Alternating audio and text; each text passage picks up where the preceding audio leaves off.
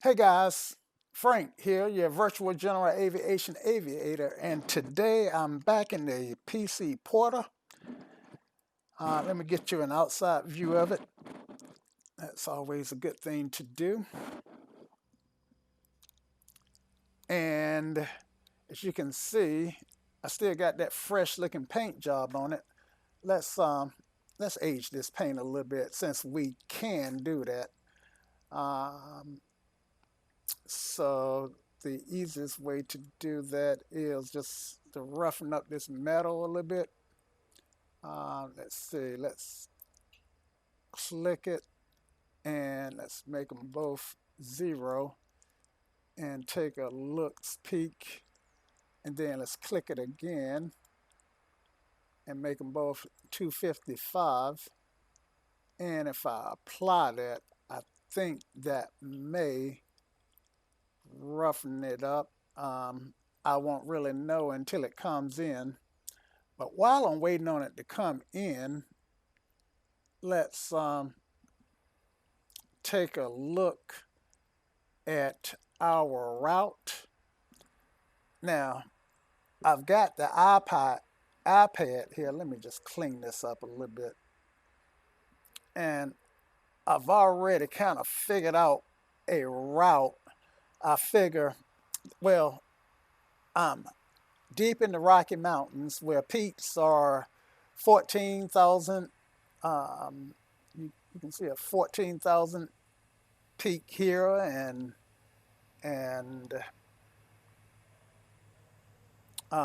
as you can see, the the highest peak in this quadrant is 14.6 and 14.4 in other quadrants. So I've got to really be careful because this aircraft does not have any oxygen, and I plan to cruise. Check out that engine, guys. I love that shot there. That little small Pratt and Whitney turbine engine.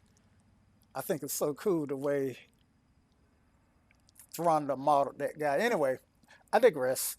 So my plan is to cruise at about 12,000 feet, or 12.5, and kind of climb and descend as needed. Hopefully 12.5 would be all I need to get to my destination, but we shall see.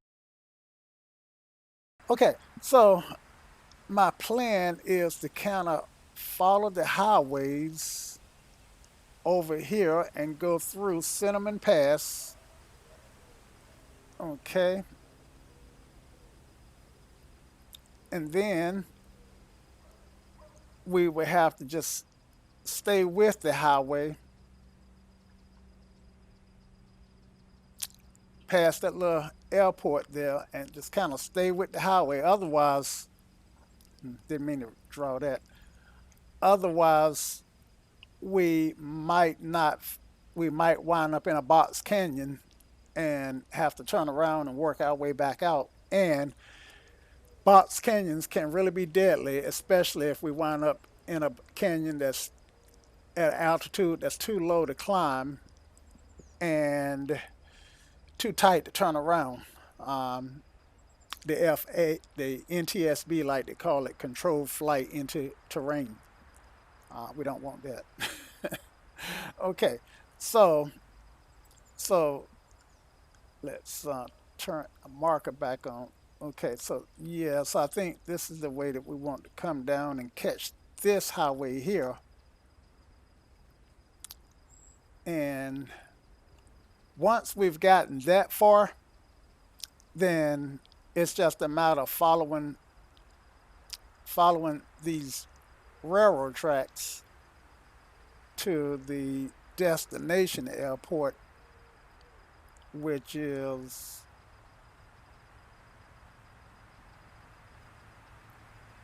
which is Rominger.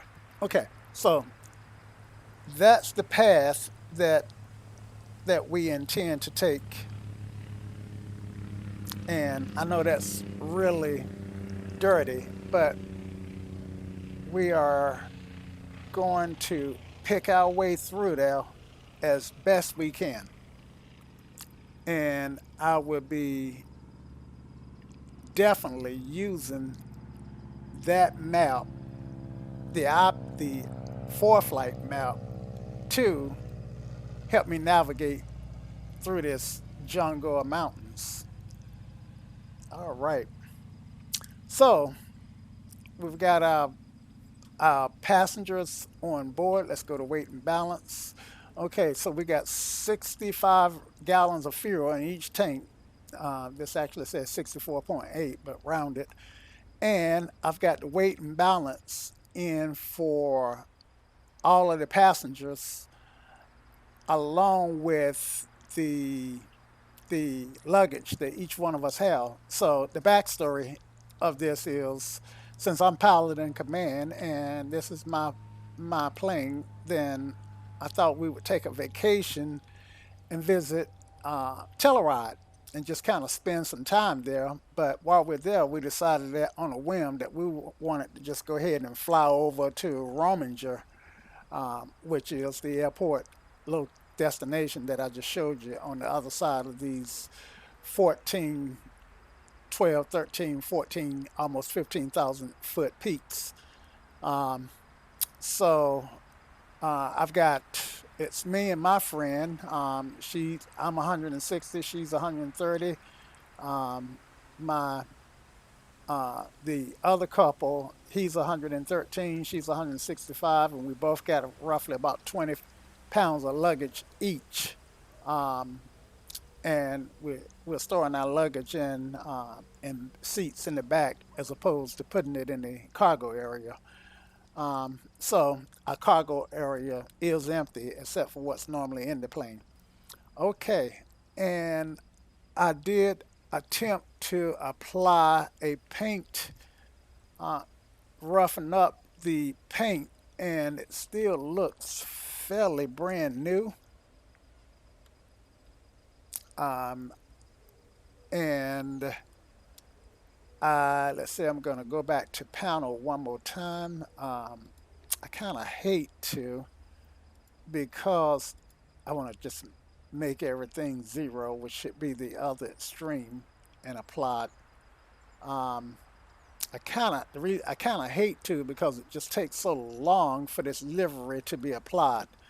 Um, and I've already gone through the flight plan, so at this point, it's not a lot that I can do. I don't want to run over my wire. It's not a lot that I can do except for wait until the the livery get applied. Of course, I don't think you'll be able to see the engine like you did last time, because when it comes in, I think the words are going to cover it since it's fairly in the center of the screen. And from this angle, I don't think you'll get a good look at that Pratt and Whitney engine anyway. Um, Based on the sound, though, sounds like there is a lot of traffic. Uh, okay, so actually, you can see the engine. I just like looking at that engine. Or yeah, the engine. Sound like I'm saying uh, Indian, but you know how folks in the South say Indian engine. That's what it sounds like I'm saying. Um, no offense intended to my Native American brothers and sisters. So anyway, I just got the livery applied and I got control back, and it looks the exact same to me. So I'm not sure that the metal um, roughness is even working, but that's okay. We'll just say that, hey, we got a new paint job, right? All right, so give me my cursor and let's get in the cockpit and get started here. So bring everything down, check the brakes. Let's see, brakes are applied, and check the fuel. fuel is open. Master can come on, and we're looking good. Generator failure light is illuminated, as well as the suction light. Okay, so we are looking good. And at this point, let's give it some fuel. Make sure we got our beacon light on. Okay, beacon light is on. Open this guy for a second. Prop clear. All right, so I've yelled that, and folks should know I'm about to do a start. So let's go ahead and engage the starter. When I engage the starter, then my NGs here should start to come up. Once it get to 12%, I can go ahead on and turn my ignition, and as it rises, continue to rise, I can go ahead and introduce fuel. Okay, so starter, and that's coming alive. 10, 11, 12, ignition. I do have positive fuel flow, and go ahead and introduce fuel. My ITT is coming up. That's this gauge here. I want to watch it, make sure it come back down. If it stays up, that means that I'm getting a hot start, and it's back down, so that means that I'm getting some cooling in the turbine, and my torque is no longer at 0. Okay, now I am feathered, so I'm gonna take the feather off and let her wind on up. And looks like I got a cloud that just popped behind the sun.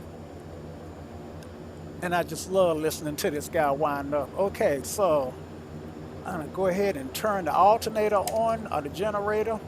And now I can turn my fuel pump off, and my starter can come off. My generator failure light goes off, which is to be expected, and my ignition can come off. So we got a good start, guys. All right, go ahead and turn my avionics on. Garmin comes alive. Let's go ahead and pop that transponder on. We are VFR, so that's going to be 1200. And I can go ahead and remove this guy. And okay, and check my dates on the GPS, which for all intents and purposes are fine. Okay, so we're not really going to do a flight plan. I can do a flight plan just to make sure that we're pointed in the right direction. K or Kilo Romeo Charlie Victor. Yeah. And let me just pop that out for you, because I know you can't really see it when it's popped in like that. And let's go to here and let's get our wave information. So we at this airport is at 9,000. So hopefully we can get a ASOS, but let's go ahead and set our altimeter based on this 9,000.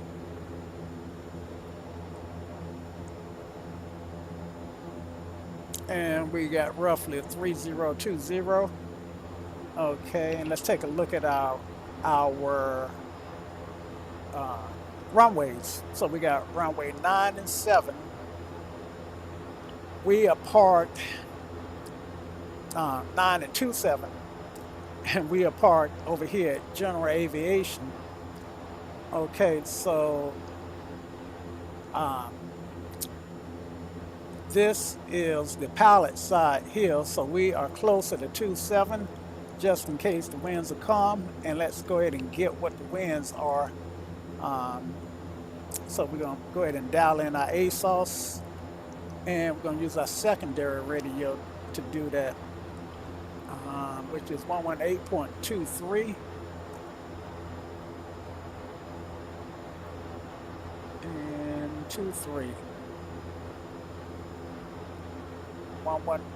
118.32, my bad. Okay, and let's pop that in and then enable that radio. Telluride RGNL weather. Wind calm, visibility more than 10. Sky clear, temperature 4, dew point -15. Altimeter 3039. 3039. And when it's calm. Actually, one thing I forgot to do is I do like to fly with real weather. So I got let's see if I can't show you this. I got FS Global Real Weather, and I am going to transfer the real weather to the sim by hitting that button, and then I check the AWAS again. But first, I just need to give it some time to fill in. And let me go ahead and put my headphones on. And actually, I want to turn the volume down on the radio. I'm going to turn the master volumes up and put this radio on here. Man, this aircraft sounds good. Put my radio. How about that? Put this headphone on. And I know you can't see this guy because my big head is in the way. But that's okay. Let me get rid of some stuff here, clean up.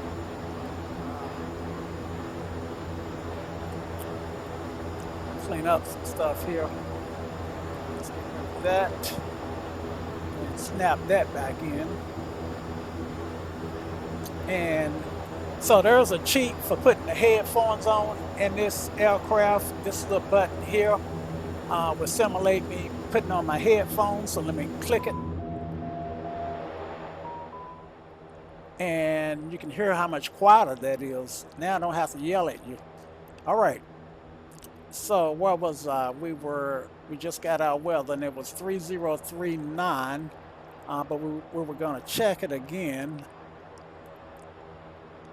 The skies didn't change that much, but I can listen to the AWAS again, make sure the winds are still clear, calm. I mean, so let's. Telluride RGNL weather. Wind 260 at 10, visibility more than 10. 260 at Sky 10. clear, temperature 7, So that's going to be 27. 6. Altimeter 3041. 3041. Okay, so when 260 at 10 at 10, and so we're going to use 27, which is off to the right, to the left here, and we are going to. So let's okay, one thing at a time, and I want to turn down the radio. So when I do listen to AWAS, it's not so loud. Okay. All right. So 27 is almost, well, 27 is due west, and we want to fly almost due east. So we're going to have to do a downwind. Actually, we want to turn to the north. So when we come off of 27, we are actually going to turn to a heading of roughly 330 and track to the north, all the while watching out for peaks so that we can join that highway. Okay, so that's the plan, and that's the passenger briefing also. Now, that was, what was the altimeter? 41, I think he said.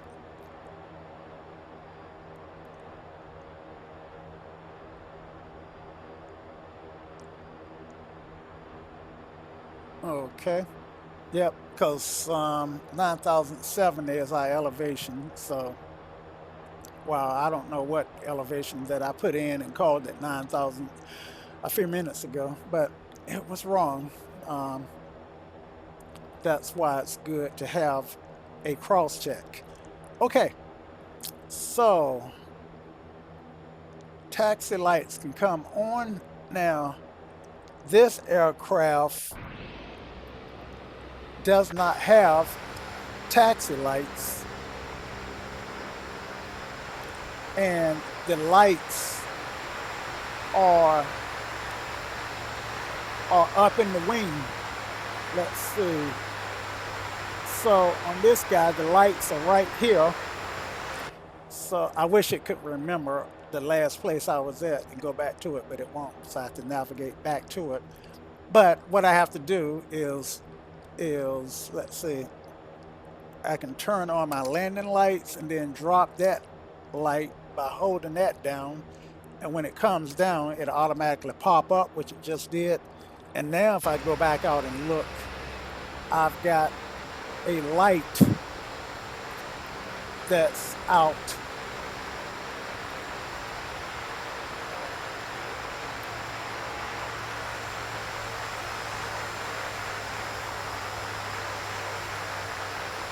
Trying to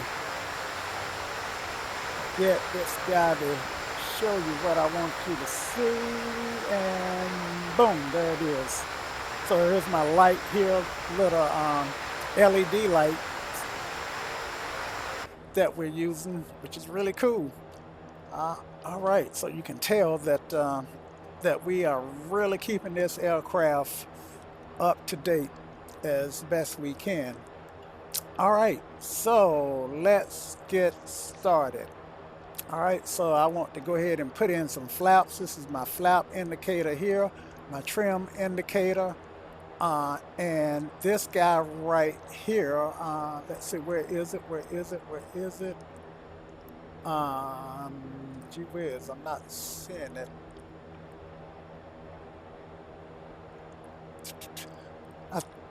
Sometimes I fly so many different aircraft, then I apparently got mixed up with whether or not this one has the AOA indicator, but I was pretty sure I did install the angle of attack indicator, but I don't see it, so maybe I didn't. Maybe that's something I need to put on my to-do list and have an AOA indicator installed for this aircraft. But anyway, I digress again. All right, so we want Unicom, and they use 123. So let's go ahead and dial that in. And once we get away from the airport, we just want to monitor center. And if we run into any problems, then we'll switch to 121.5, which is kind of a distress frequency. Okay, now we are ready to taxi.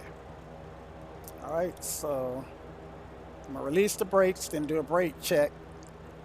And we are off. And clear to the left. Got an airplane there, so I need to pull forward and clear to the right. All right, and this is my brakes here. So brakes are released.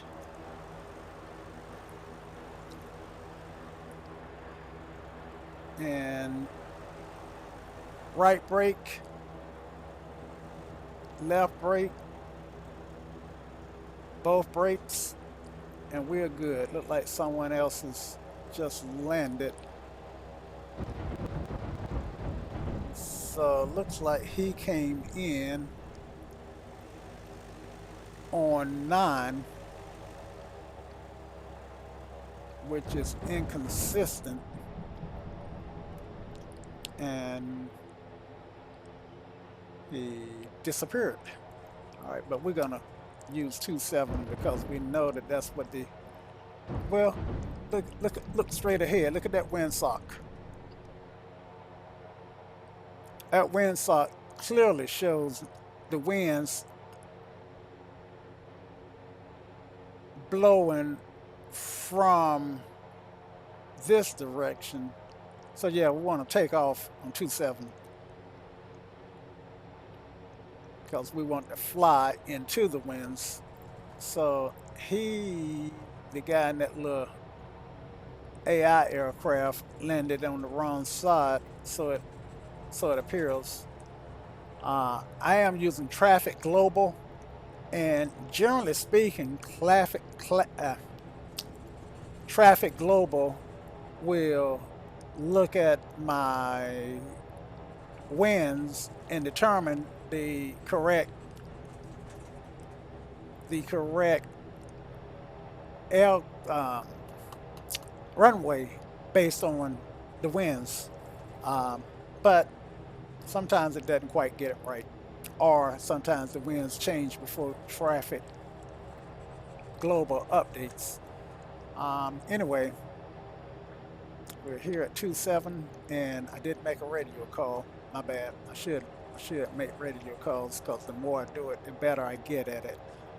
Um, okay. So if I were going to make a radio call, I would have said before I crossed, um, it would have been something like Telluride traffic, Porter 633 Papa Whiskey is taxiing into runway 27 Telluride. Okay. Is it Telluride or Telluride?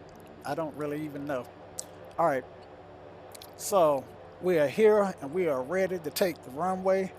I don't see anything coming. I'm not going to do the run up, and I want to go condition level 4. Strobe light can come on, and we are taking the runway. We already got a landing light on, and it's light enough that I don't need to drop the other one. Don't really need nav lights, call them navs sometimes. And this is an interesting airport to land at because the airport is on a mesa, which is a little small plateau, and if you overshoot it, you'll run off the runway into a ravine. If you come in too low, you're flying to the side of a mountain. So it's a cool little strip here. But anyway, let's go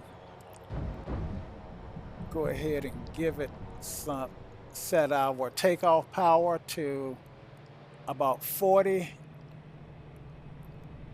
and our takeoff roll is started. Give it some rudder there.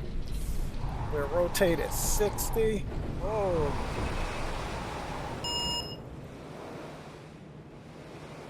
Whoa, you know why, guys? I'm doing a checklist from memory, and I did not fix my trim, and the aircraft didn't have any compuncture reminding me that I did, and I thought I put my flaps in, and I didn't do that either. So yeah, that's why in real life you always want to do a checklist, no matter how mundane it feels. So I told you I wanted to turn to the right, turn to the north, but that don't look like a real good idea. Look like my best option is to turn left downwind because of terrain. So that's what I'm doing.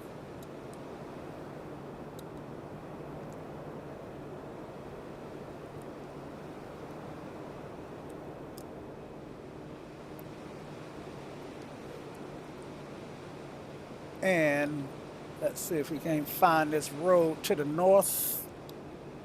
Okay, I see a road there.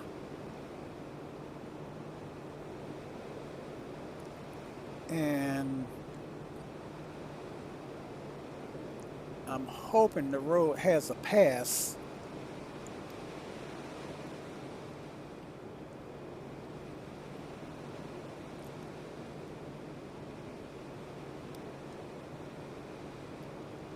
Okay, I don't really see a pass that way, so I am going to turn back this. But let me drop my nose a little bit so I can just see if I see a pass, because I do see one back to the west.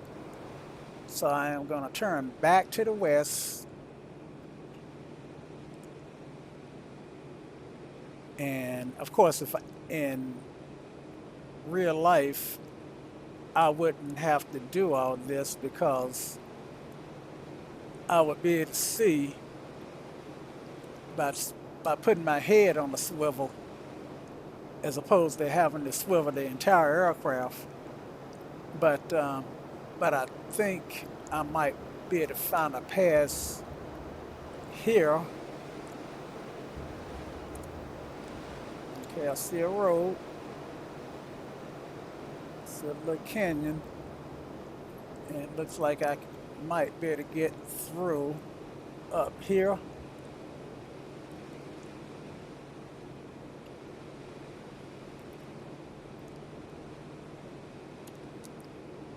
So let's go back up to 1,000 foot a minute climb.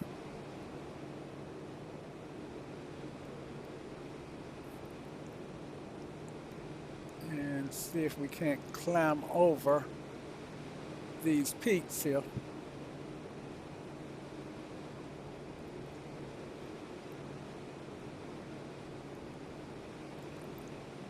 Now I can tell you, this is not what I'm bargaining for. Let me pop my iPad in.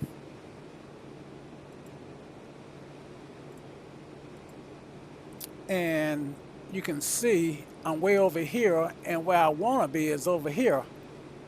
So I'm at 11.5. 12.5 is my cruising altitude.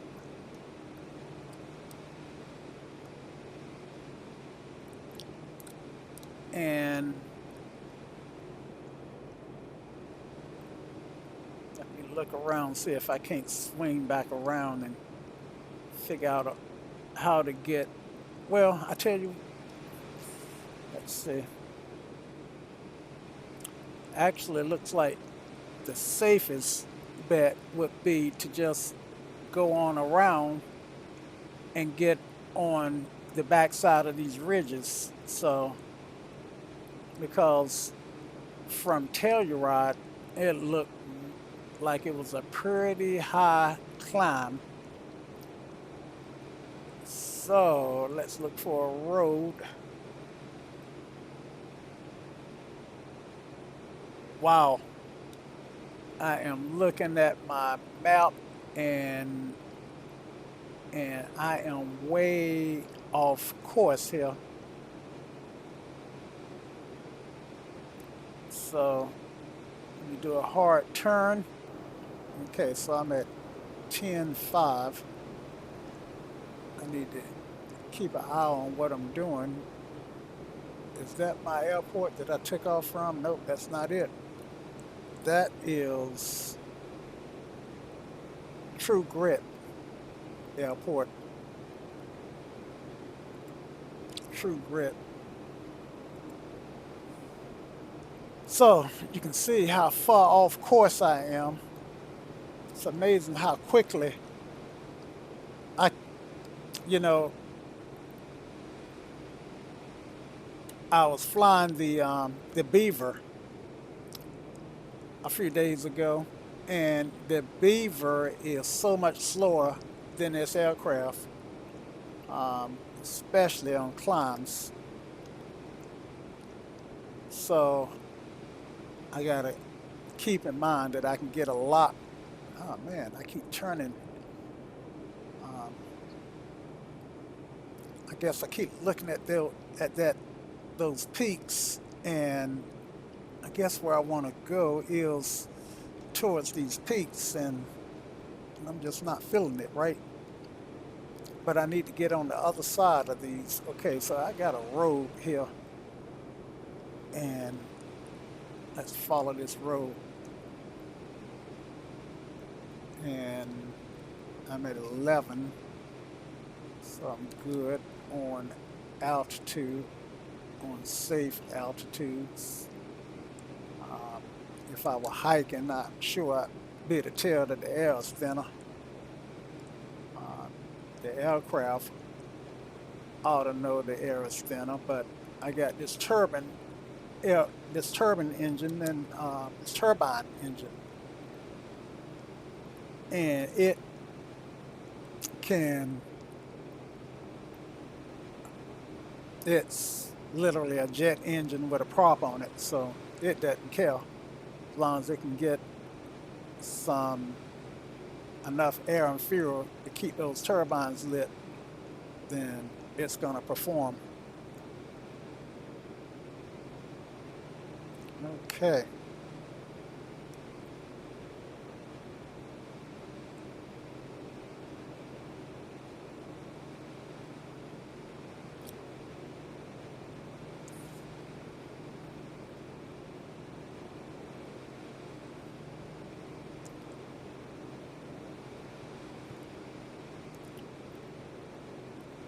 All right.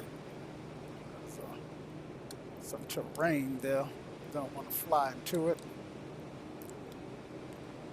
And there is my airport. That's the airport that I took off. There's Telluride.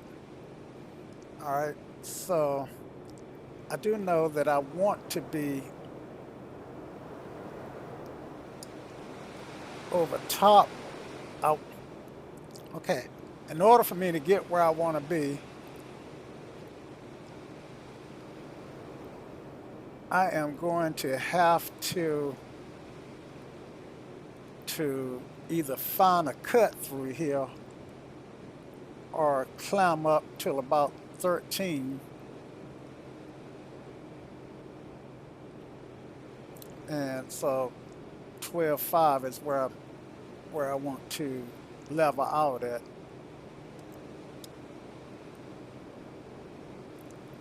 And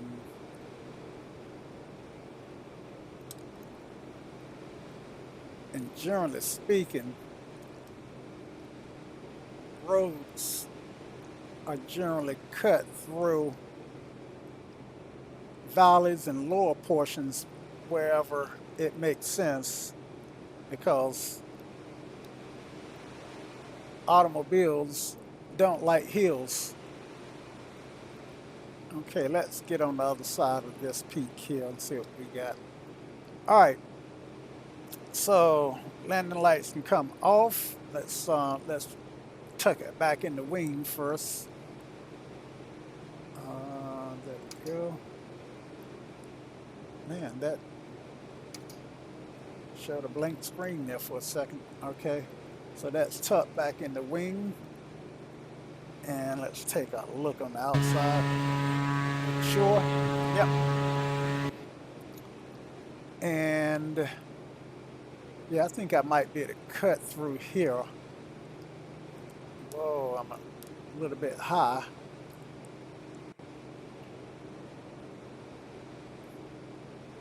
Okay. So let's go ahead and trim off a little altitude. And turn that landing light off. Don't need that on. Strobe light stays on.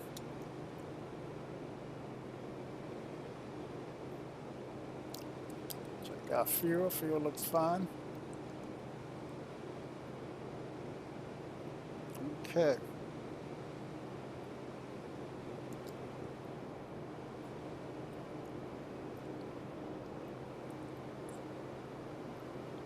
Now, let's take this road. Okay. I do believe we finally found, I just took a peek at the iPad here, and looked like I believe we finally found the route that we need. So where's that road? Okay. See how that road is in the valley?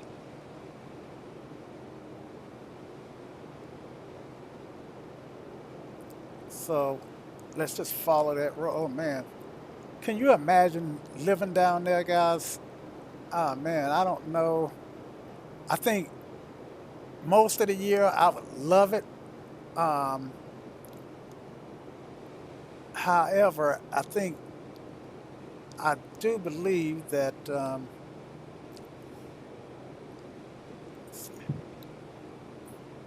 I do believe that Idaho can have some pretty interesting winters. All right, so let's get back up. I am not watching my altitudes.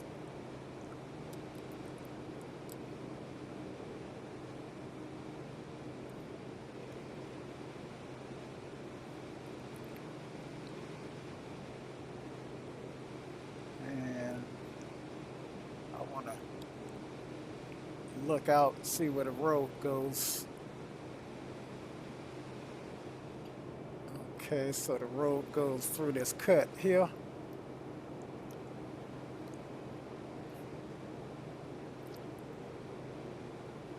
So I'm gonna turn through that cut, and 12.5. Let me watch my altitudes.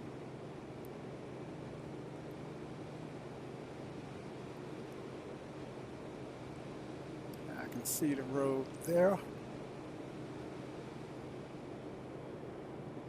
Man, the road looks like it's stopping, doesn't it?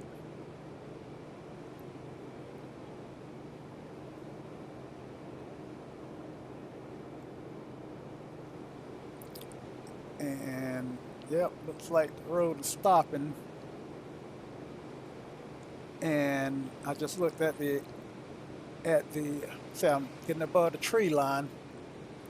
So this is what I mean about getting yourself in trouble. So I am going to see if I can't climb out over this.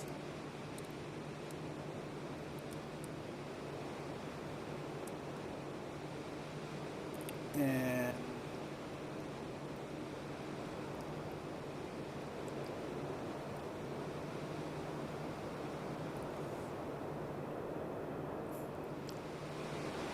now you can see my speed, 60 knots.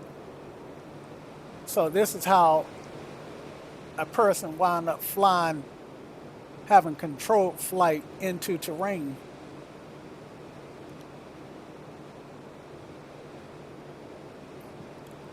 And I'm just barely going to clear this. I'm at 13.5.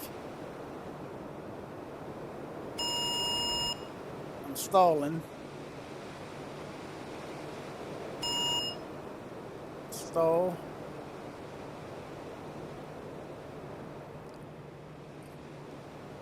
Woo!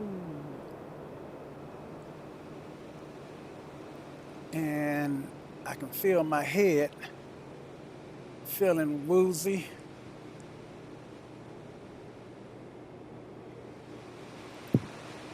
All right, so I admit it, I am lost.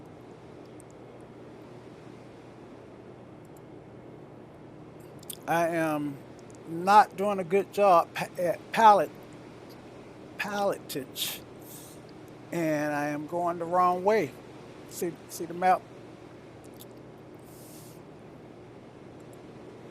Okay, so how can we salvage this? Okay, I see a road.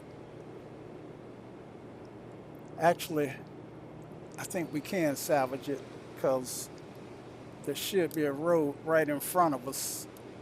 And if I follow that road, then it'll take us up north. There is the road. It'll take us up north.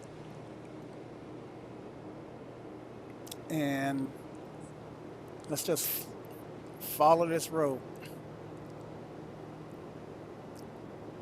And let me get down, get some blood flowing. All right.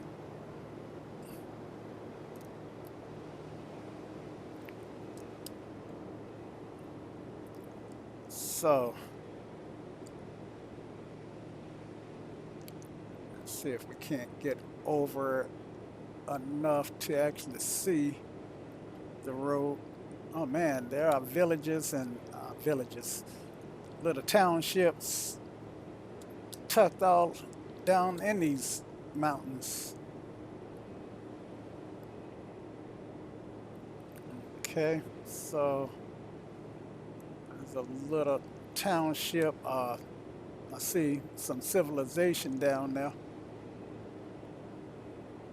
I wonder how people are faring with the COVID crisis in these communities.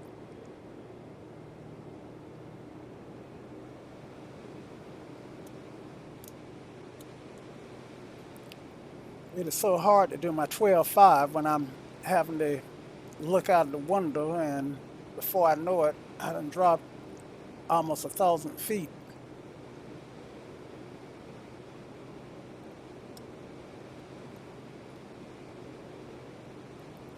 But I am paying close enough attention to if I do drop altitude to make sure that I'm dropping where I can recover. But going over that 13-foot ridge, that was close. I tell you, in real life, I think that would have been heart pounding, heart stopping. Okay, so here I need to go find a road that's cutting back. I don't want to keep going north. Don't want to keep going north. So let's see if we can turn around.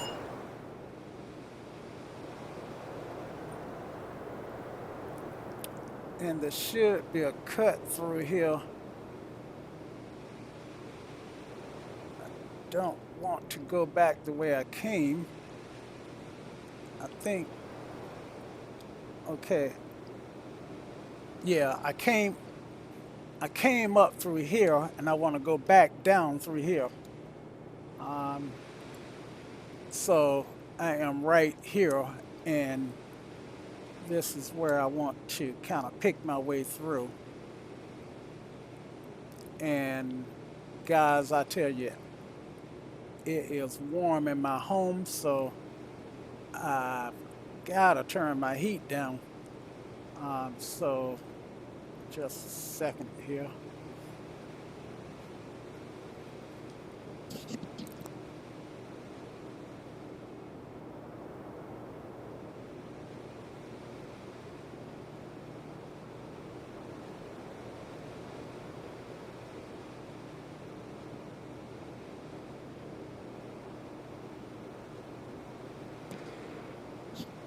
Okay, so I'm able to ask Google to turn it down for me.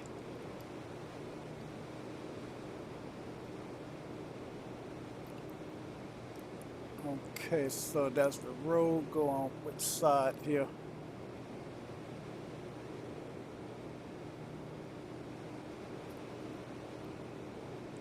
Look like I can see it.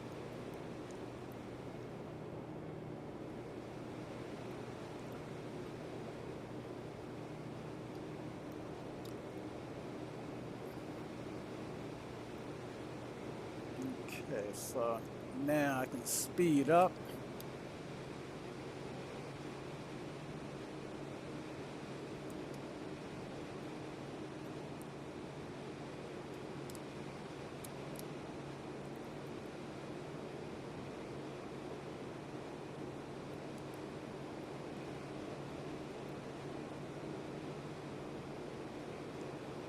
up. Am I going the right way? Nope.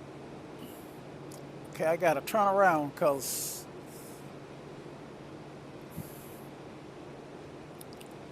remember, Cinnamon Pass is where I want to try to get through. So I'm going down this way to Red Mountain Pass, and I guess what I should have did was continue on up north rather than make that turn down. All right, so let's see if we can do a 90-degree turn and go back here. Um,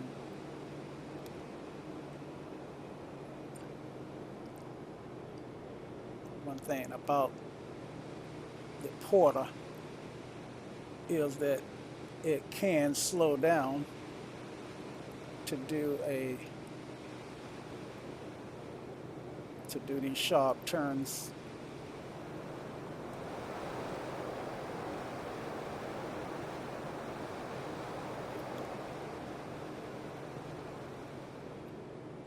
There's also a technique that I've seen another guy do, uh, Melvin Leroy, called a hammerhead turn, where you basically uh, do it's really radical, and not so sure it's something that passengers would feel real comfortable with. Even if you brief them. So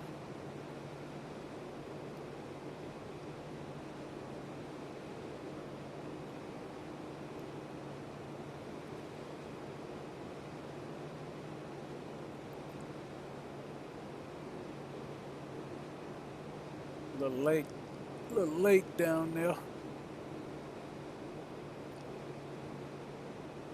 and I'm sure these guys get mountain stream runoff to supply them with their water. So I think what I want to do is go way up here and then come back around on the other side.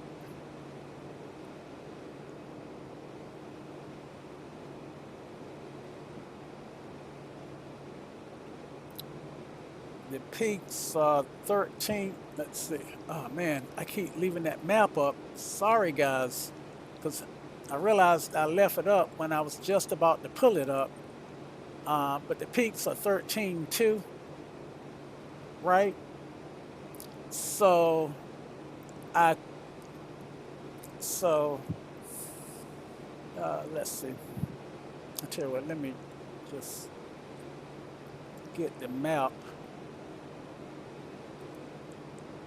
Slide it over here a little to be able to see the whole map though. So yeah, I think I can just scoot over there now, because at 12:05 I think I can fly just over the tops of these mountains. I tell you what, let me just go up a little bit and get rid of the map. That's terrible. When I leave that map up, it's not like I can edit that out. I can cut it out, and that way it won't be so annoying.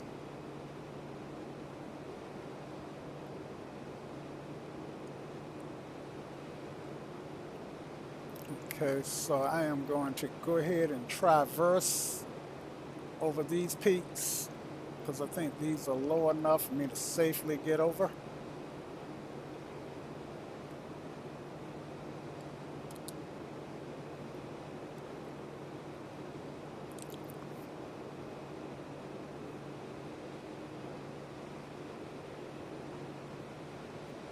And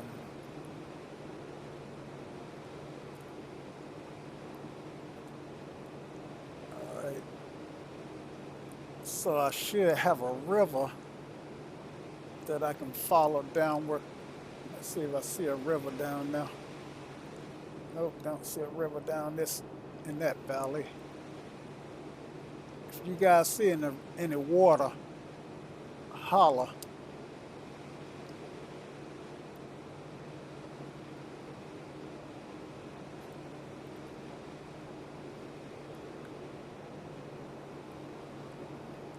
And like I said, I could use this GPS here to just help me make sure that I'm going in the right direction.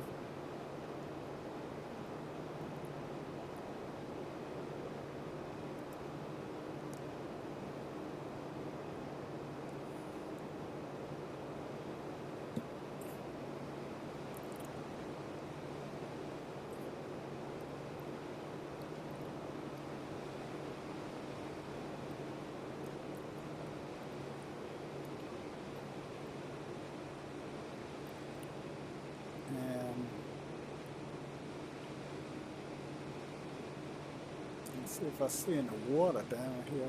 River, I tell you, get on one side of a peak, and it almost looked like that's the same peak that you were just in. That's the same valley that you were just in.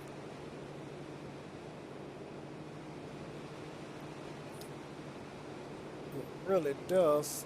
Okay, there's a road. All right, so let's just, is that, yeah, I think that is the road that we want. And that road ought to take us, hopefully, to Cinnamon Pass.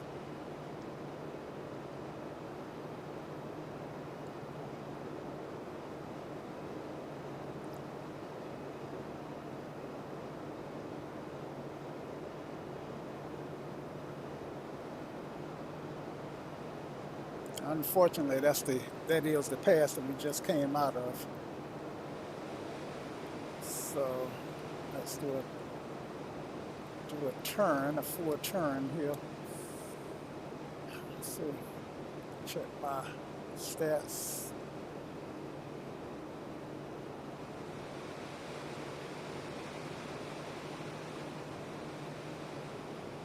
That nose up.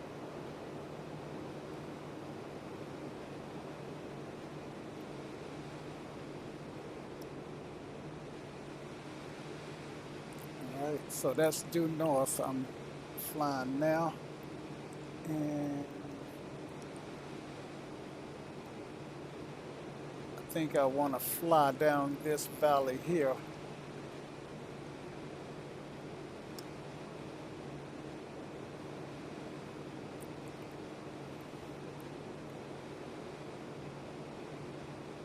So this is where I just come from, and I think this is where I want to go. And in order for me to get there, looks like I am going to have to climb above these peaks here, or maybe I am safely above them. See that big peak out there? That's probably a 14.4.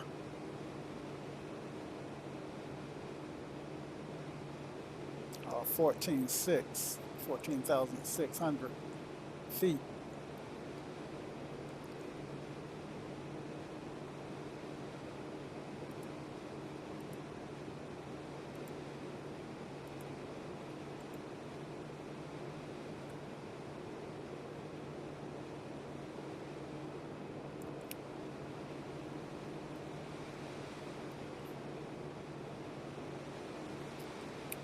Oh man.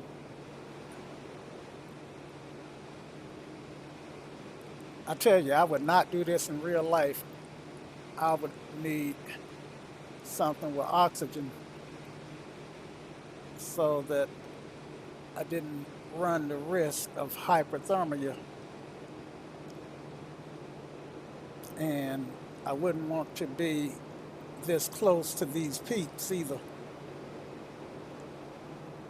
Okay, I see the road. I tell you, it's so easy losing track of that road. Man,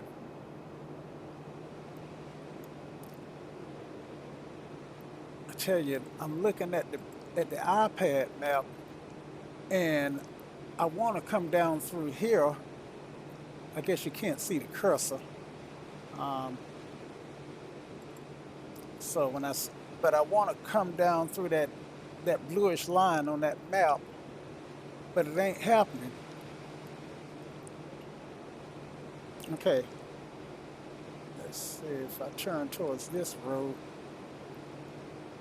That's not helping. That's taking me in a direction that I don't really want to go.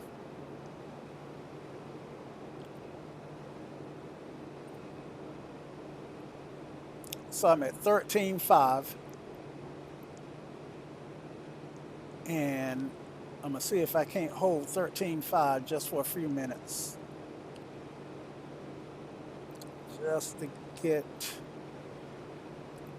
where I want to be. Let's see. Okay, I don't want to climb that tall peak, so let's see if I can't get out above.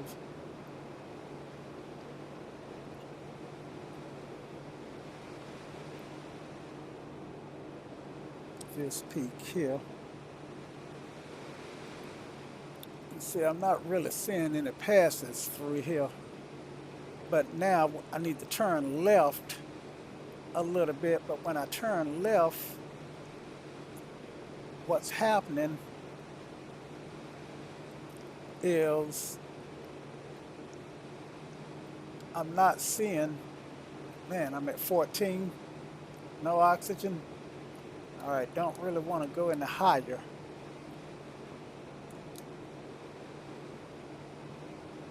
And let's see if I can find me a valley before I start to black out.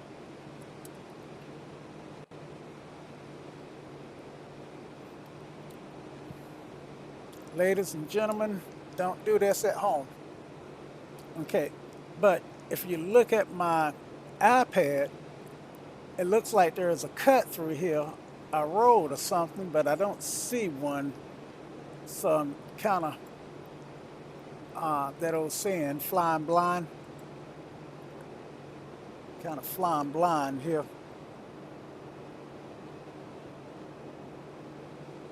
All right, so it looked like I might be able to get down a couple 100 feet. I just got my 500 AGL warning from ForeFlight.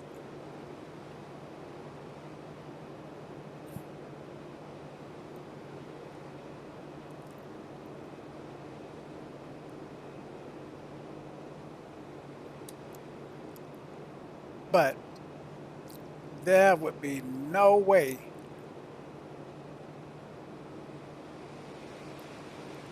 and I do mean no way anybody with a prop,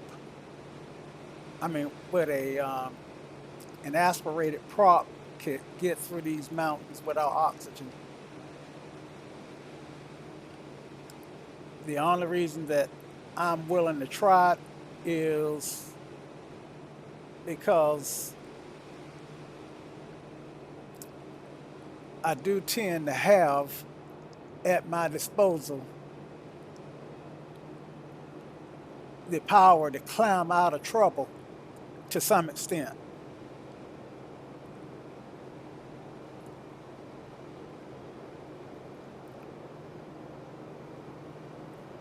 And that's just to some extent. Okay, I am so close to Cinnamon Pass, I feel like I ought to be able to taste it. But in order to get there, I need to fly up this way.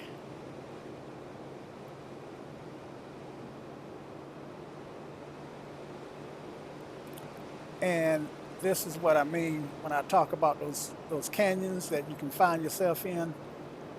And sometimes you don't have the power to get out of them. Now I'm at 120 knots, so I got plenty of room to be able to pull that nose up and climb right on over this guy. Plenty of momentum there.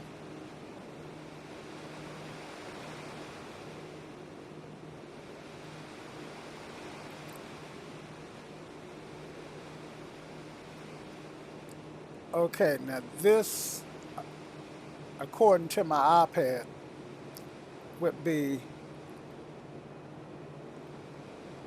I think this should be the pass, Cinnamon Pass here. And just to pop that map up, let you see where I'm at, what I'm doing. Now, as you can see, I'm sailing right on by the pass. So let me turn this way, I do believe.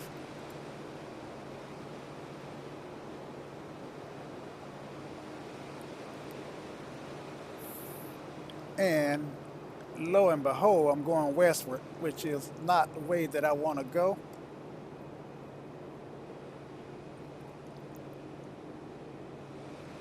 And I'm not so sure that yeah.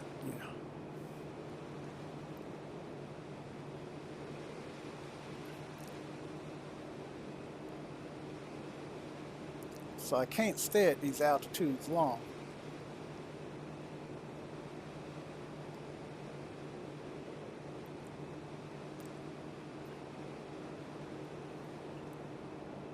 All right.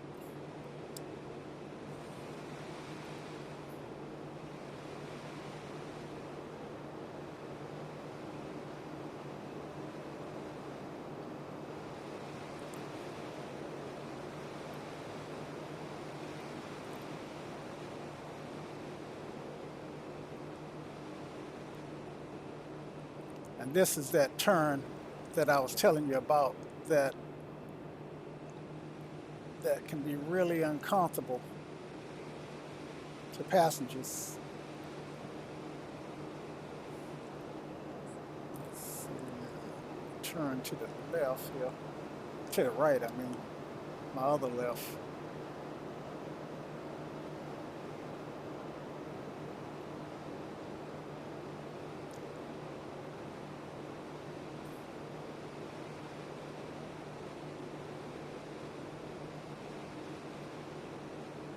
I don't see a pass. I did not see a pass. All right, need some torque, and let's climb out of here.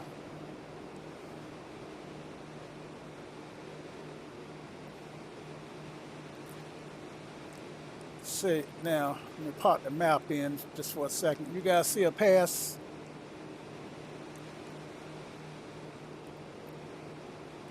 I do not see one. Not unless this is the pass that I just, let's see. But still, if that's it, it ain't much of a pass.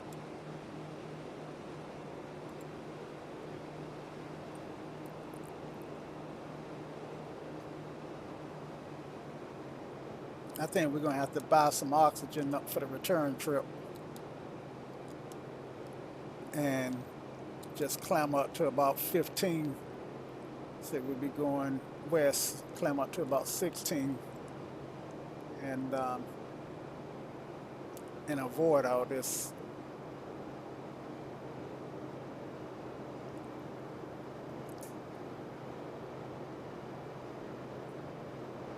But now that I'm over it, look like I'm at a good. I'm at a good spot here, I think.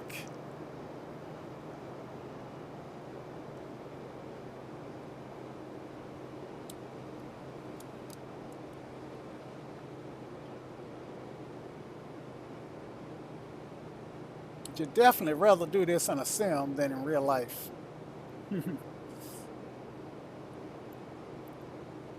All right, let's see what our fuel is. Still got, still looking good on our fuel.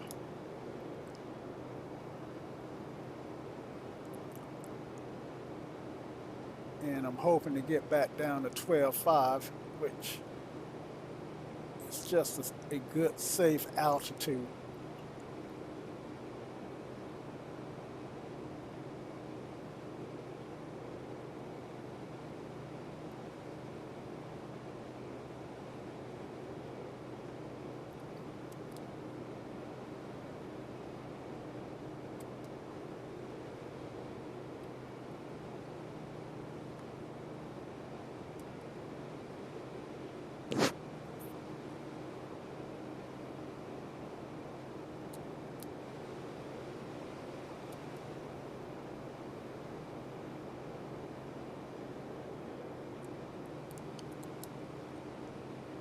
my brain thanks you. Yeah, that little extra oxygen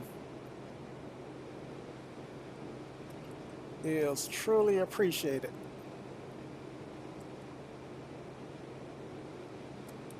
And my passengers feel the same.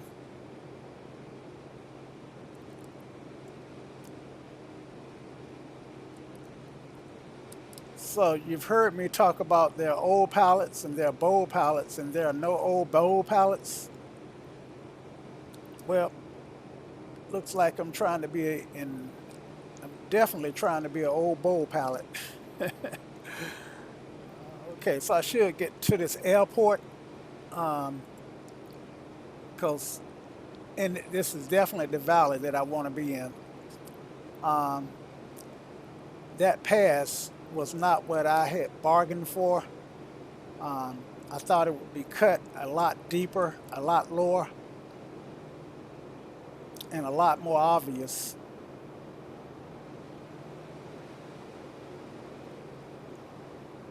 Okay, so I have picked up a road.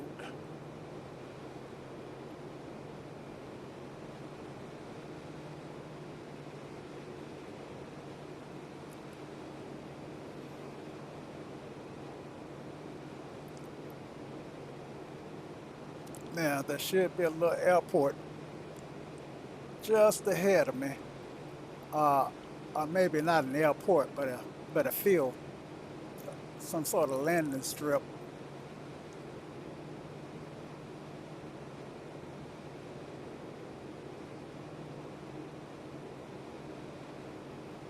And I imagine it's going to show up just around this corner.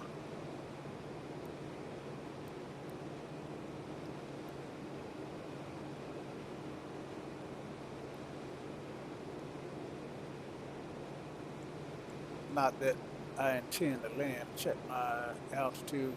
I'm good. I'm climbing at about 100 feet a minute. Pull back on the throttle just a little bit. Hopefully she'll level off. And I am looking for a place to land. I am not going to land, but there just should be a place. And according to ForeFlight, I'm right over top of it. But I did not see it. I did not see it. Show you what I'm talking about. So you should see the airport, and I think I'm gonna circle back just to see if I do a 360 just to see if I see it. Because if it's there, I want to be able to see it. And I am going to do that hammerhead turn that I was telling you about. So what I want to do is go to full throttle, build up some speed, and pull it up.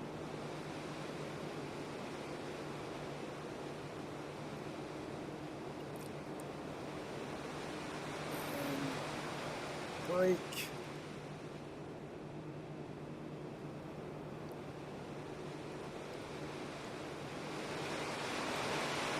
That's that turn. Okay, I think I may have just saw that airport. Airport. Call everything the airport. An airfield.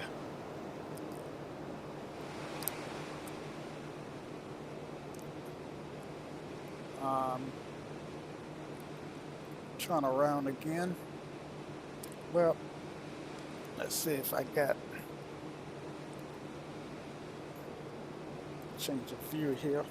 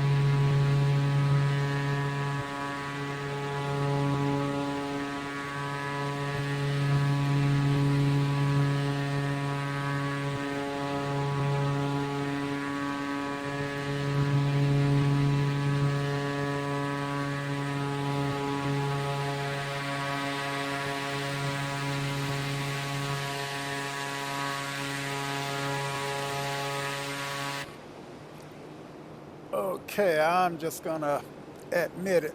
I don't see it. Didn't see it. Okay, 12.5. Still what I want.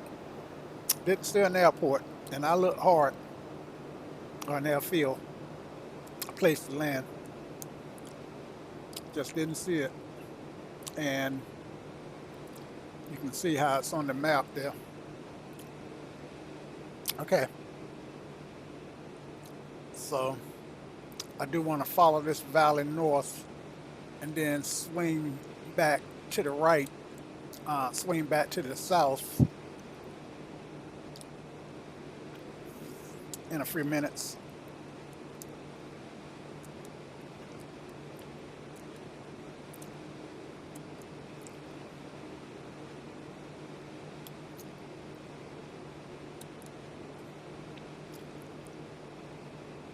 I got I got the power back a little bit now. Doesn't have to be so radical on that climb.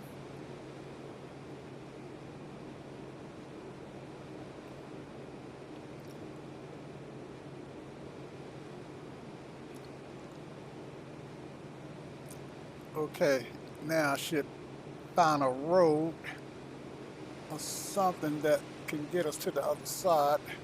There it is. Yep, there it is.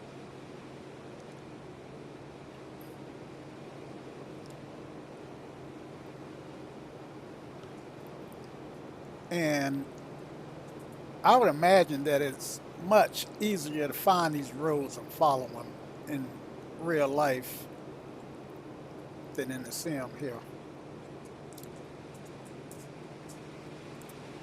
Because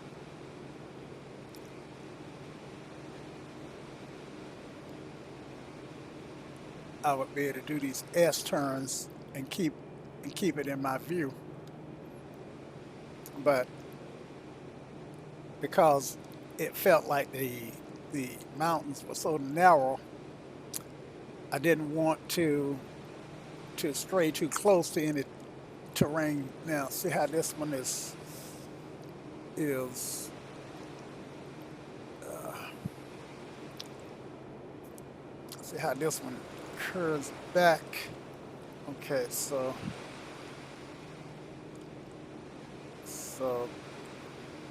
man, I don't need 1,300, 1,000.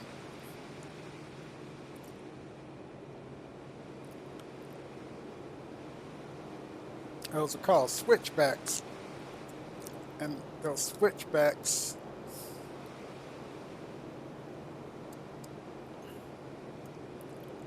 I am getting the 500-foot AGL warning from four flight, so this highway is it's a pretty high highway.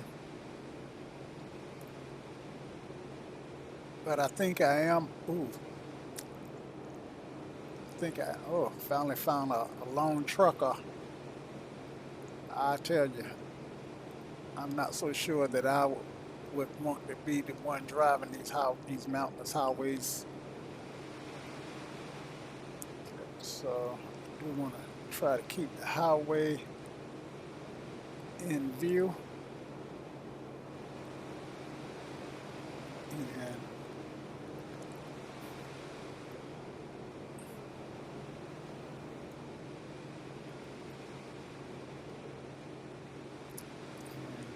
whenever I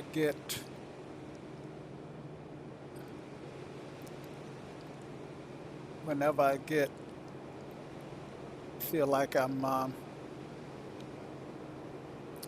not comfortable, I would just pull up on that yoke.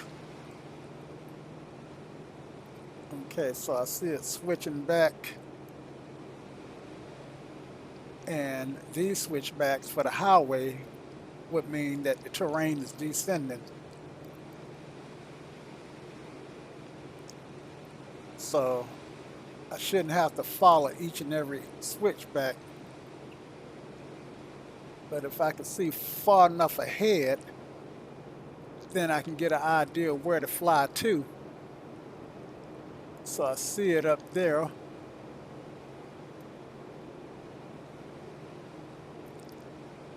And okay, so I see it's coming on around,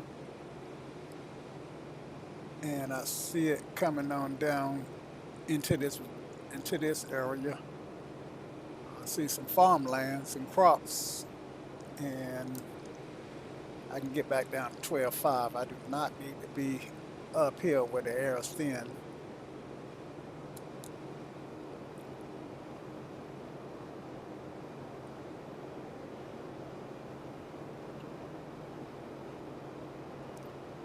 Okay, I still see the highway.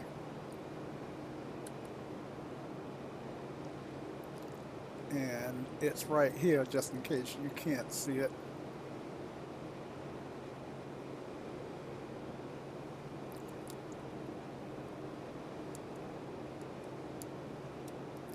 So I've been hand flying this guy all the way, and lo and behold, it's been a journey.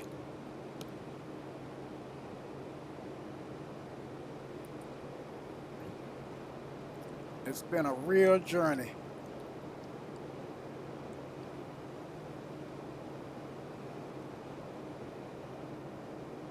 I mean, this journey started out with me getting lost, not being able to follow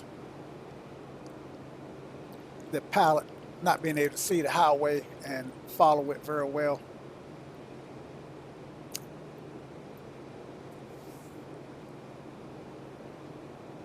Okay, so I see it.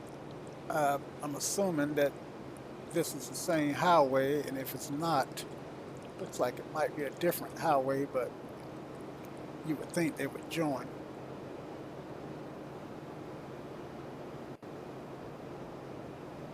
Okay, so just took a glance at my iPad and looked like I want to follow this guy around to, I want to follow something around to the right. And that's the highway. Let's see. So if we see a highway going off to the right, oh shoot, look like I've already bypassed what I wanted. Get some throttle going and get over this ridge here. See if we see what we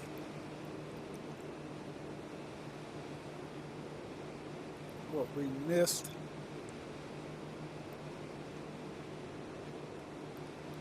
And may or may not. Okay, back up to 12.5 almost.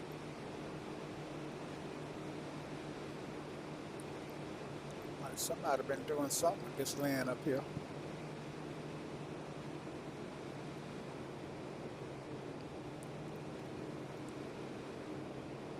But I tell you what, I think 12.5, I think I can make it to my destination at 12.5. Well, not destination, but to this waypoint at 12.5 without having to worry about terrain. I'll pull it up on the map, let you decide. So this is a waypoint that I'm looking for. And this terrain here is apparently at about between 10 and 12. So looks like I may be okay.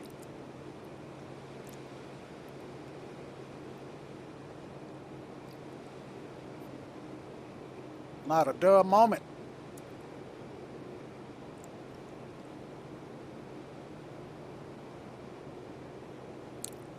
That's why you want something rugged.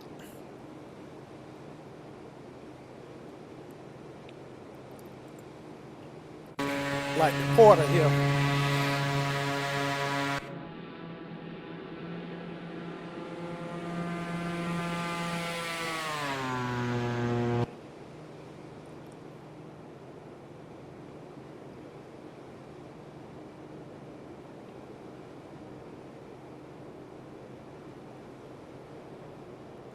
Okay, so I should be able to see that airfield come in sight. There it is right there. Got it. And I should be able to hopefully find those railroad tracks. Um,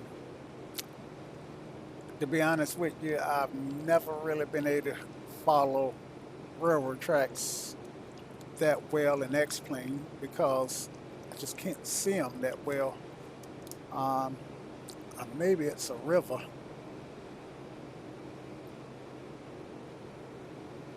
Nope, they're railroad tracks. And I bring the map up, let you see what I'm talking about.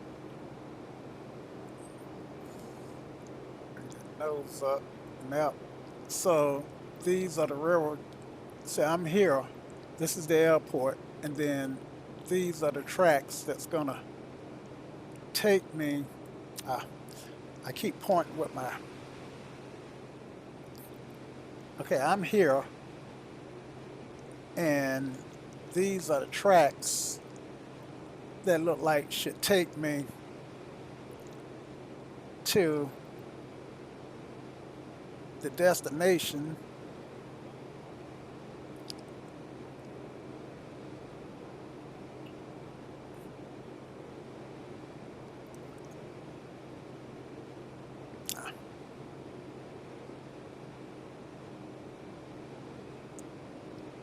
So I'm just about over that field.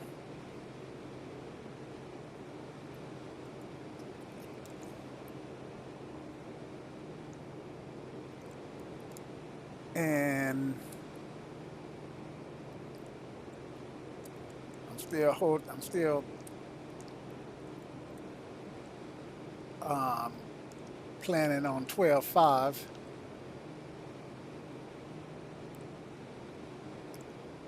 All right, so let's see if we can't get our ADAs for the field, 118.27.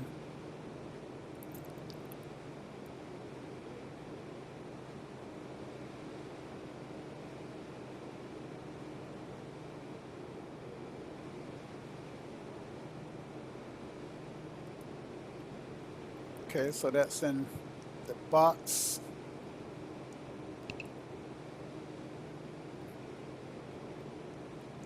And I am not hearing the AWAS on that frequency yet. I tell you, I'm gonna leave that frequency on. Maybe it'll come in once we get closer. A lot of times the AWAS, the ADA signal usually go out about 60 nautical miles. The AWAS system may not go out as far. Now, I see a river.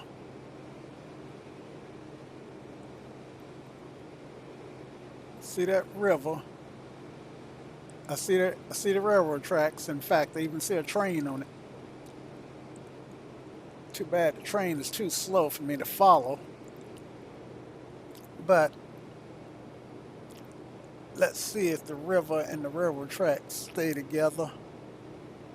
And looks like they do for the most part. So let's just follow the river.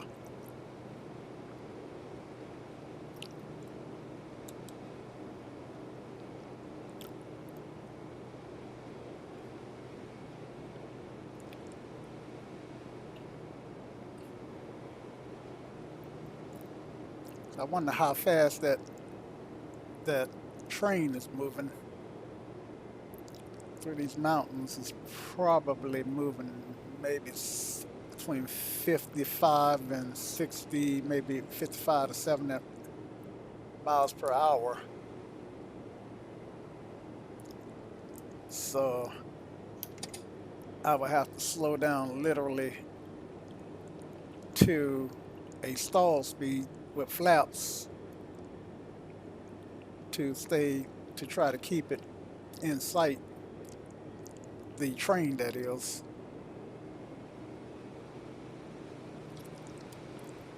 And that's if it's traveling that fast. But see what I mean about trying to see the railroad tracks, see how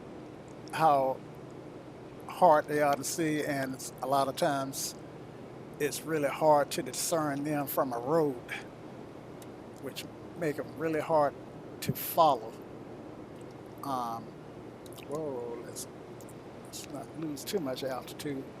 Okay, so here is a turn. I think I want to turn. I want to bear off to my left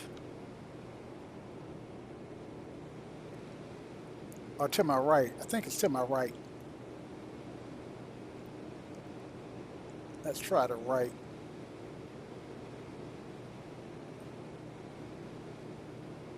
Nope, it's going to be the left.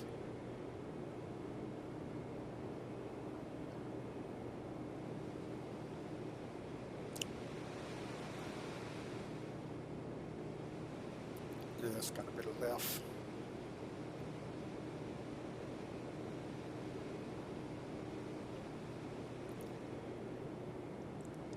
And I still should be parallel with the railroad track, but I can only see, okay, I see the railroad track now.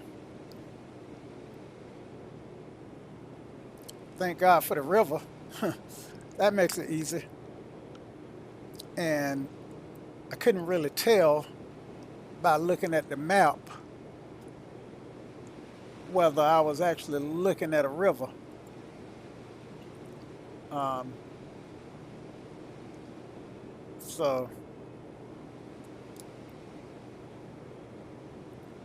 let me get back up to my altitude. Actually, I should be able to come down a little bit. Um, yeah, I should be able to come down. So let's make it 8.5. Well, let's see. That's too low. The airport is at 79, so 89 would be pattern. Well, 9,000 would be pattern. Or so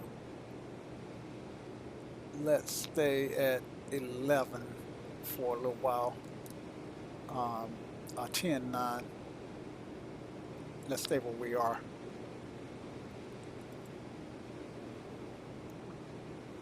And we should hopefully get this airport in sight really soon. Okay, the airport should be just around this bend, or around that bend.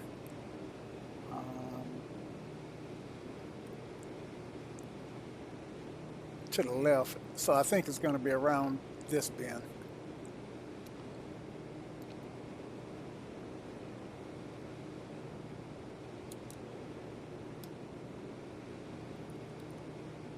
Speed up a little bit.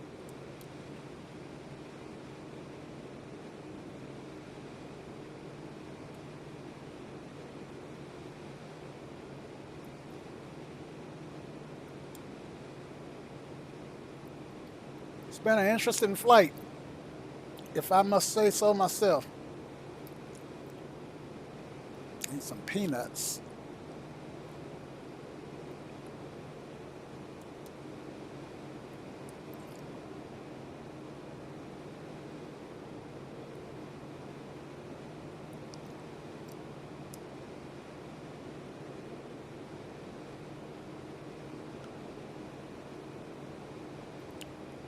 So I'm at 10.9.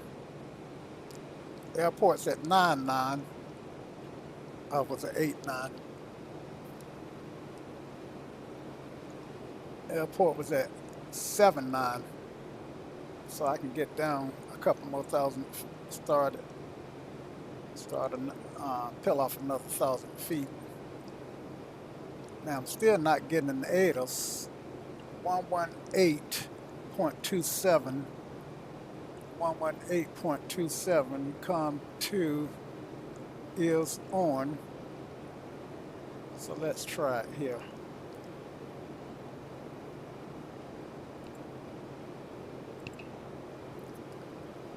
Waypoint Is this? Put it in. So apparently I don't have a, won't be able to get Ada's Hill. Let's go ahead and tune in Unicom 122.9. And let's see, back, and we're still 16 miles from the field.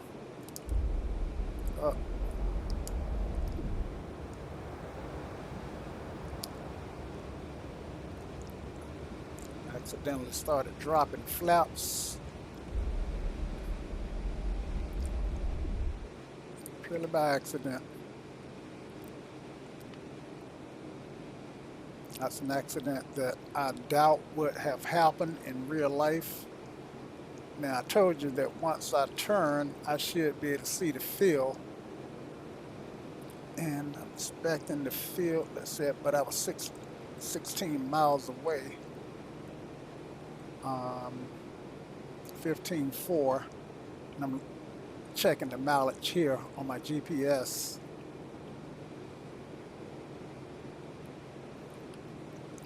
The distance, that is.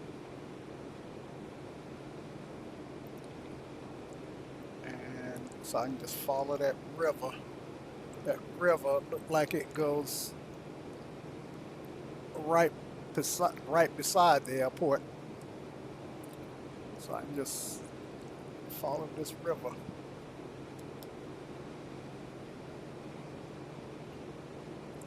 Uh, 79, right? 7989. So I can come on down to 99. But I'm going appropriate altitudes. 10.9 should be where I'm at. Let me go do 10.9 because I'm going westward. 9.9 would be eastward.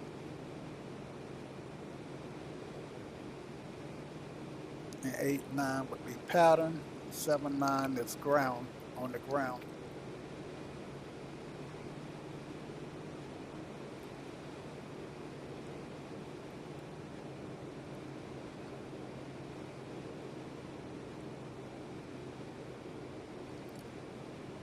Why am I flying so slow?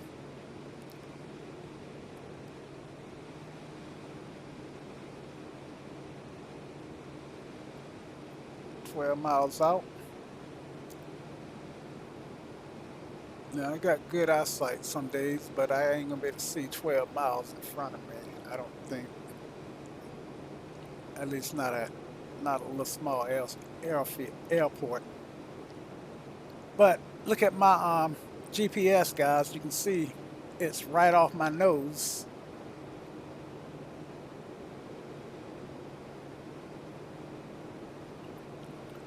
And let's find a runway. We got 6 and 2-4. Don't know what the winds are. We also got 2-1 and 3. And let's get the winds from this source here. Let's see. There we go. Let's see. Winds are 260 at 4.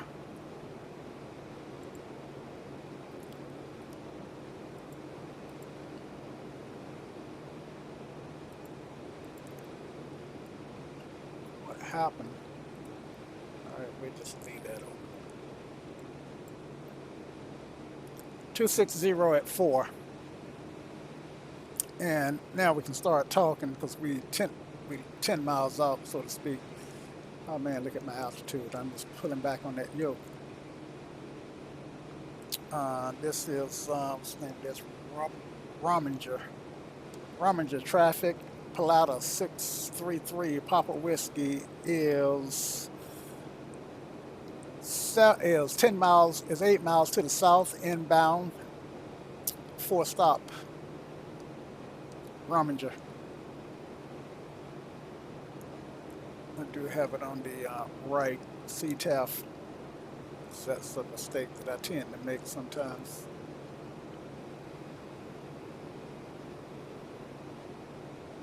Actually, I said south, but actually more southwest. I correct that when I do the next call, and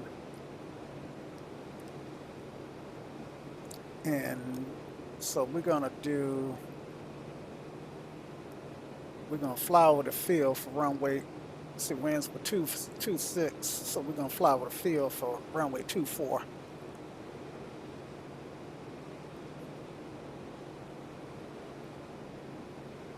So next call, I will state my intentions on 6 miles out. Rominger traffic, Pilatus 633 Papa Whiskey is 6 miles out inbound. Intentions is to fly over the field and do a downwind for runway 24, Rominger. Okay, so if anybody is in the pattern, they get to at least have some idea of what we're planning.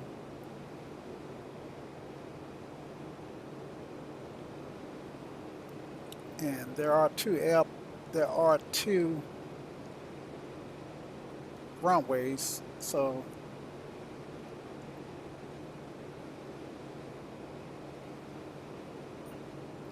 yeah.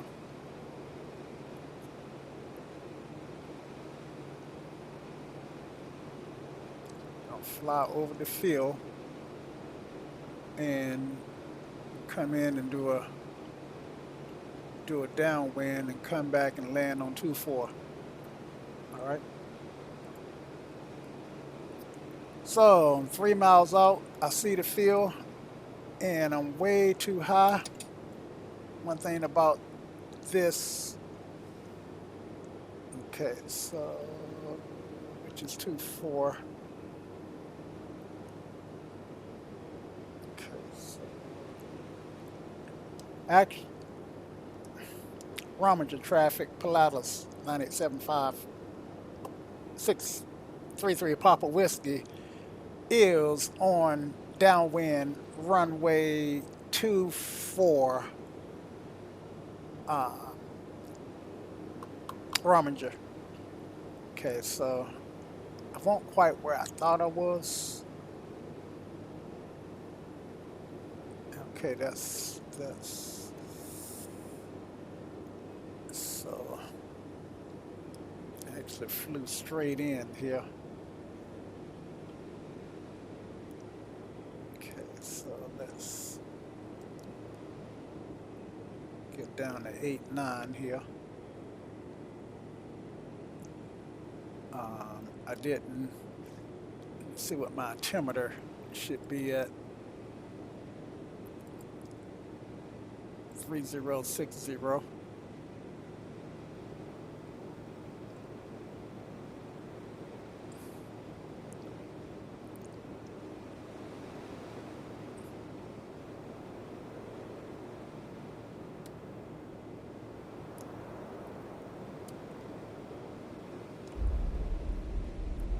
Okay, glumps, gas,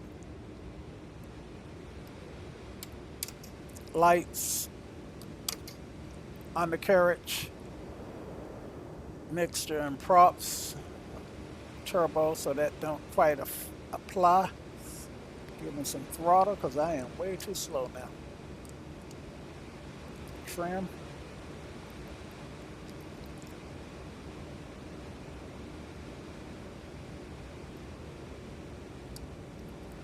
There's my runway.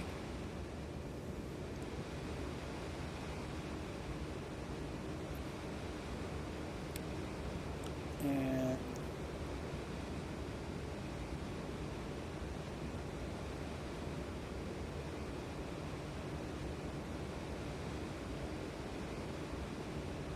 $7.9.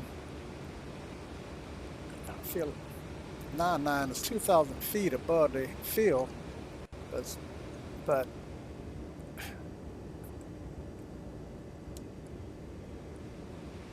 Rominger traffic, Pilatus 633 Papa Whiskey is turning left base, runway 24 Rominger. Okay, so we'll just go ahead and make the base turn and adjust our altitude accordingly. So, Rominger traffic, Pilatus 98643 Papa Whiskey is on turning final, runway 24 for stop.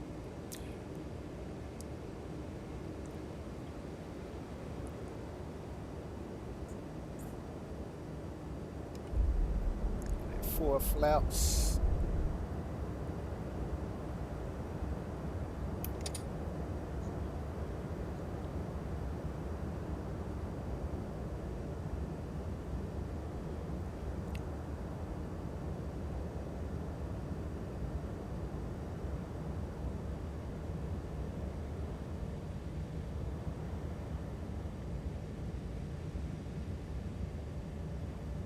And because we came in so hot, let's hold it off and bleed off some speed. And I didn't lock my tail wheels, so I must, shoot. Yep, didn't lock them. So that's why I wound up on the grass. This is the Porter and not. This one does require that tail lock. That was not a good landing, and quite frankly, it was not really a good flight. It was hurling, but it was a lot of fun. It was a blast to pick my way through those mountains, and to see where I would have trouble.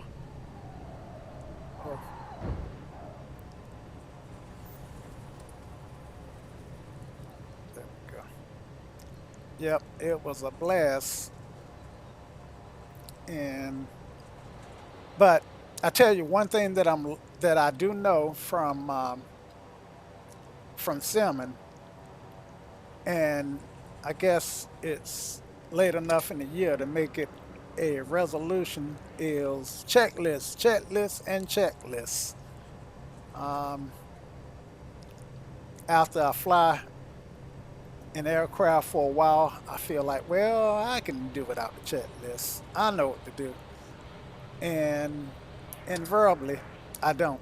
I always forget something that's critical to flying. Like I went through glumps, but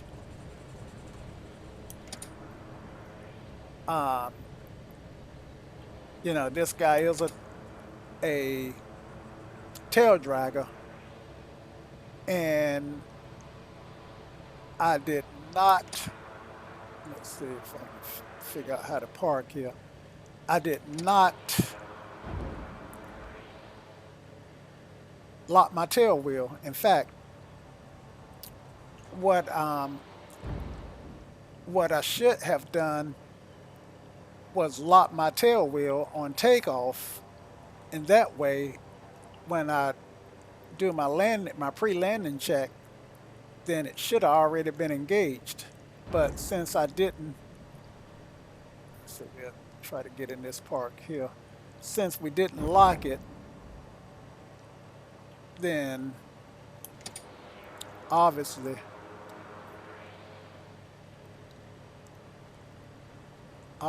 I couldn't check it. I mean, I waited too long. I got too close to the airport. I mean, by the time I thought about checking it, I had already landed. But by the time I did my glumps, then I was too close to the airport to really think about what I should have been doing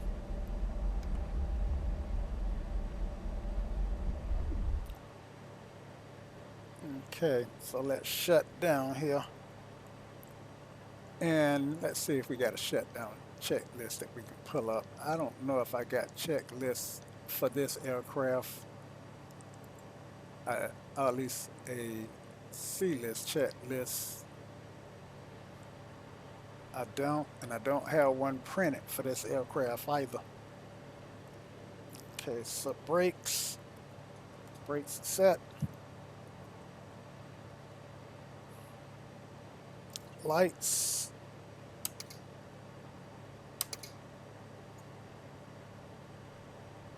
Avionics can go off.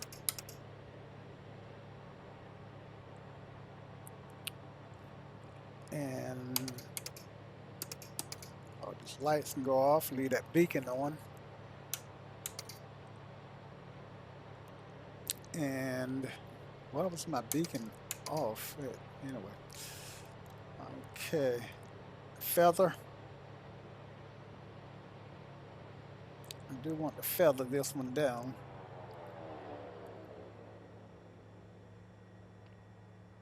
And then mixture. I mean, condition cutoff.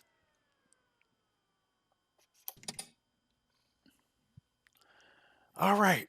So it really was an interesting flight. I hope you guys enjoyed it as much as I did because it was a blast for me. All right. Until the next time, I hope you enjoyed it and I hope you'll continue to fly with me. In the meantime, um, I can open up these doors and let these people climb out because they really want out of this guy. Let's see. Yep, they really want out. And we are at our destination and we turn off our master and put the chucks on it, and we're good. All right, guys.